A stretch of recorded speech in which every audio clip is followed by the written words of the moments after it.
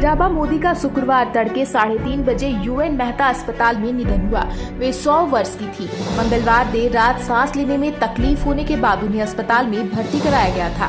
उन्हें कफ की शिकायत भी थी। मोदी ने खुद ही निधन की जानकारी ट्वीट कर जानकारी दी। इसके बाद सुबह 7:45 अहमदाबाद पहुंचे। यहाँ से वे सीधा गांधीनगर के रासायन गांव में भाई पंकज मोदी के घर गए। पार्थिव देह यहीं रखी गई। मोदी के पहुंचते ही अंतिम यात्रा शुरू हुई। सेक्टर 30 स्थित शमशान घाट में अंतिम संस्कार किया गया। भारतीय टीम के क्रिकेट कीपर बल्लेबाज ऋषभ पंत कार हादसे के शिकार हो गए। हादसे के बाद उनकी मर्सिडीज कार में आग लग गई और पूरी तरह जलकर खाक हो गई, लेकिन पंत सुरक्षित है। उनके सर पर 2 कट लगी है, लेकिन पंत सुरक्षित है। उनके सर पर 2 कट लगी है और पैर भी फ्रैक्चर हुआ, लेकिन अब उनकी हालत पूरी तरह से ठीक है। कार की तस्वीर और हादसे का सीसीटीवी वीडियो देखने के बाद यह यकीन करना मुश्किल है कि पंत अब खतरे से बाहर है। रक्षा मंत्री राजनाथ सिंह ने कहा कि भारत के पड़ोसी देशों में मित्रतापूर्ण संबंध है और मित्रतापूर्ण संबंध बनाए रखना भी चाहता है, लेकिन ऐसे राष्ट्रीय सुरक्षा की कीमत पर कतई नहीं किया जाएगा।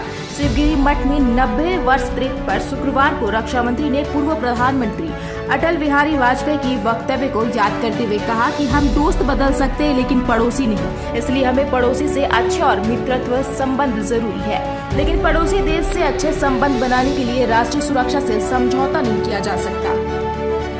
भारत में बीते 24 घंटे के दौरान कोरोना संक्रमण के 243 नए केस सामने आए हैं। पिछले 24 घंटे में कोविड का पता लगाने के लिए 2,13,080 परीक्षण किए गए। टीकाकरण अभियान के तहत अब तक कोविड टीके की 220.09 करोड़ खुराक दी जा चुकी है।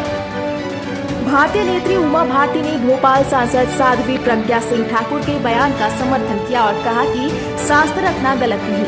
भगवान राम ने भी वनवास काल में शास्त्र को न छोड़ने की प्रतिज्ञा ली थी। उमा भारती ने इस दौरान मंत्री उषा ठाकुर और प्रज्ञा सिंह के बयान का समर्थन किया। उनका कहना था कि शास्त्र रखना गलत नहीं, बल्कि हिंसक विचार रखना गलत है। प्रधानमंत्री नरेंद्र मोदी ने शुक्रवार को पश्चिम बंगाल की पहली वंदे भारत एक्सप्रेस को हरी झंडी दिखाई। कार्यक्रम हावड़ा स्टेशन पर हो रहा था। पीएम मोदी ने अहमदाबाद में इसमें वर्चुअली जुड़े। वहीं बंगाल की सीएम ममता बनर्जी ने भी इसमें शामिल हुई। वहीं ममता के कार्यक्रम में पहुंचते ही हावड़ा स्टेशन पर जबरदस्त ड्रामा हो गया। गाजियाबाद में मिला ब्लैक व्हाइट फंगस का मरीज, नाक में आया था खून। गाजियाबाद के एक मरीज में ब्लैक और व्हाइट दोनों तरह के फंगस की पुष्टि हुई है। यूपी का यह पहला केस है जिसमें एक ही मरीज में 2 तरह के फंगस पाए गए हैं। वाराणसी में आधे घंटे तक हवा में रही फ्लाइट कोहरे के कारण वापस मुंबई लौटी। यूपी में कोहरे और ठंड का असर जारी है। वहीं कानपुर में गुरुवार रात सीजन की सबसे सर्द रही। यहाँ पर पारा 5.3 डिग्री तक गिर गया। वहीं शुक्रवार सुबह राजधानी लखनऊ में घना कोहरा छाया रहा। यहाँ 7.4 डिग्री तापमान रिकॉर्ड दर्ज किया गया है। विजिबिलिटी कम होने के चलते 15 से ज्यादा फ्लाइट्स ने 4 घंटे लेट से उड़ान भरी। महाराष्ट्र के ठाणे जिले में 17 साल की लड़की ने अपने प्रेम के साथ मिलकर मां की हत्या कर दी। कुछ दिन पहले ही मां ने अपनी बेटी को आरोपी लड़के के साथ घूमने पर फटकार लगाई थी।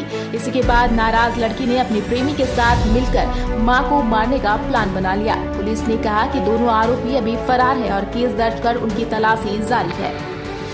पुणे में 2 बेटे ने अपने पिता को मार डाला। उसके बाद उसकी लाश को ठिकाने लगाने के लिए जला दिया। इन दोनों ने पिता को मारने का प्लान दृश्यम देखने के बाद बनाया। हत्या के बाद इन्होंने स्नैक्स बनाने वाली भट्टी में पिता की लाश को जला दिया। पिपरी चिड़वार पुलिस ने हत्या के 8 दिन बाद शुक्रवार को आरोपियों को गिरफ्तार कर लिया। झारखंड के कई इलाकों में जंगली हाथियों का कहर जारी है। लातेहार में जंगली हाथी ने 17 घरों को तोड़ दिया है। हाथियों के इस हमले में किसी व्यक्ति के भी घायल होने की खबर है।